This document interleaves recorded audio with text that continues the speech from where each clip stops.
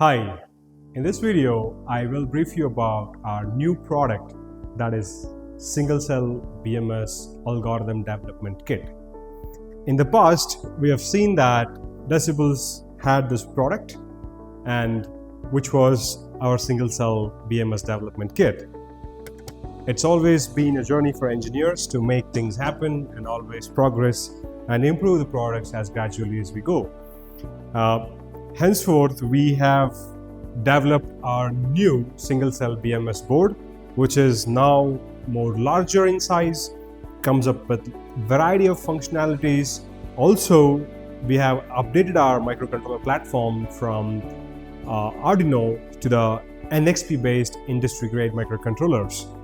And the board now comes with a lot of components that are now industry grade and variety of functions that you will be able to recreate. In a way, if I can put across, this is one of the most sophisticated single cell BMS that is now available for your learning. All of this board is now packaged into a beautiful enclosure where it is taking care of the safety and also a packaged product that you would be able to use more comfortably with all of the requirements. As same as before, all of our software development happens through model-based design. We have now improved our product functions with the help of model-based components. So now we have developed variety of experiments that goes into the board, which was also there in the previous product, but now we have added them more clearly to be compatible with the NXP-based microcontroller platforms. And we also have the GUI, which is now very interactive and with many of the functions where you will be able to integrate and test certain activities directly through the GUI. If I just put the whole screen together, the functionalities of all the data that is coming from the BMS is now visible through this GUI. Again, this GUI is also a part of the MATLAB and Simulink. So we are able to see here that the input voltage that is coming to the whole component, which is about 11.7776, that is applied by your SMPS. And then we also have the options now. We have introduced the two cell options. That means you can keep NMC, you can keep LFP, you can write your algorithm for NMC. Also, you can change over and write your algorithms for LFP as well. So you can change the options, and that gives you a feasibility to work with multiple cell chemistries and developing algorithms.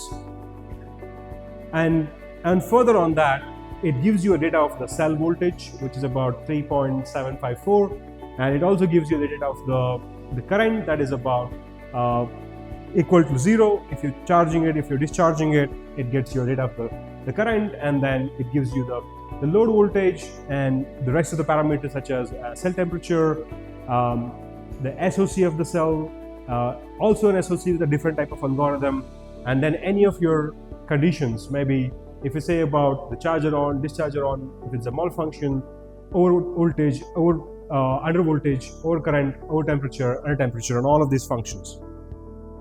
If you move to the other side of the screen, where you have more information to enable you, where you will be able to see an option to turn on and turn off all the components. So if you would like to engage or disengage any of the loads, for example, we have the number of loads that is more clearly visible for you here, all right? So we have the resistive based load that is now available for you to turn on and turn off with the help of toggle switches here itself in the GUI MATLAB screen. So in that way, you will be able to maybe discharge the battery with the help of these switches at variety of loads. For the purpose of charging, we have given the option of enabling and disabling an option to charge the LFP battery up to about 3.65. We also have given the option to charge your NMC cell up to about 4.2 volt. We have given you multiple options with the toggle switches. You can vary the amount of charging current as well. In a way, the charging current can be changed, charging voltage can be changed, also the discharging current can be changed. Then the whole component also comes with the CAN communication components. So if you would like to teach your student, we can also provide you an option of sending the data that is coming through this whole GUI in a CAN communication protocol that you just put a CAN analyzer and visualize the data of all of this information in the PC as well. So with that way, the whole board now gives you a comprehensive opportunity for the students and anybody else to quickly start working with the help of the BMS software and gain experience, build on top of this to become industry ready and be at the requirement of the skill sets so that you will get the opportunities in the tomorrow. With that, we are very proud again to introduce you the version 2 of our single cell BMS algorithm development lab kit. Thank you.